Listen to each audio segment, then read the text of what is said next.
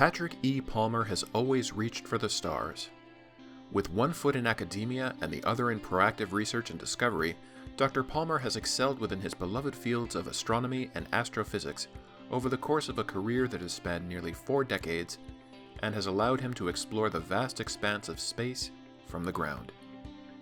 After more than 30 years of teaching astronomy and astrophysics at the University of Chicago, Dr. Palmer was honored with the title of Professor Emeritus in 2006.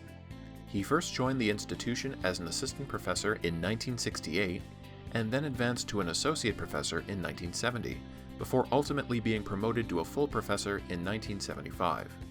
Teaching such courses as the physics of stars and stellar astronomy and astrophysics, his hands-on expertise was unmatched within the department. With a primary interest in star formation, he has accrued years of experience as an independent researcher, as well as a pivotal member of several groundbreaking research teams. In 1969, using radio techniques, Dr. Palmer, who launched his career as a radio astronomer at Harvard University, was involved in the landmark discovery of interstellar formaldehyde, which proved to be the first molecule detected in space. It remains a highlight of his robust career. He would later serve on the team that made the first radio image of a comet, which was Halley's Comet, in 1985.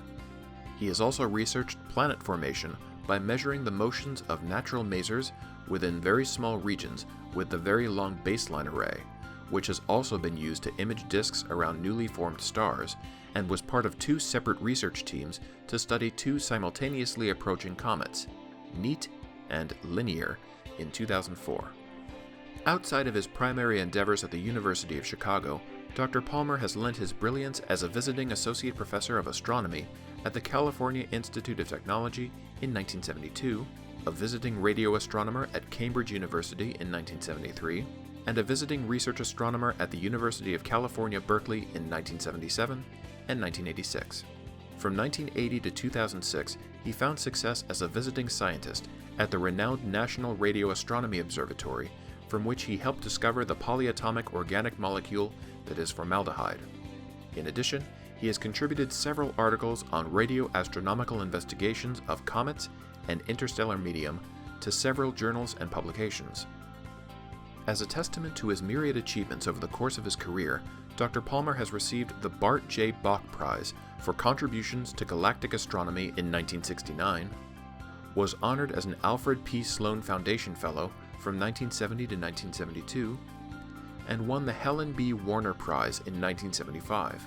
He has previously been a fellow and held many roles within the American Association for the Advancement of Science, served in many capacities in the American Astronomical Society, and remains affiliated with the Royal Astronomical Society and the International Astronomical Union. Dr. Palmer prepared for his incredible life devoted to the great beyond by first earning a Bachelor of Science in Physics from the University of Chicago in 1963. When he was entering the college, he initially planned to pursue a degree in electrical engineering, but quickly learned that the school did not offer that as a major. Luckily, he proved to be a natural when it came to his backup subject, and had a great mentor in Professor Clyde Hutchinson, who guided and inspired him along the way. He continued his education at Harvard University, where he landed a summer job in the astronomy department as a radio astronomer, which eventually grew into a career. He attributes much of his success at this stage to his professor and thesis advisor, Edward Lilly, as well. He obtained a Master of Science and a Doctor of Philosophy from Harvard in 1965 and 1968, respectively, and then his real work began. Upon reflection of his career, Dr. Palmer has been particularly proud of seeing the successful work done in the field by former students of his. With his wife of more than 50 years, Joan, who passed away in 2018, he has been the proud parent of 3 and grandparent of 5.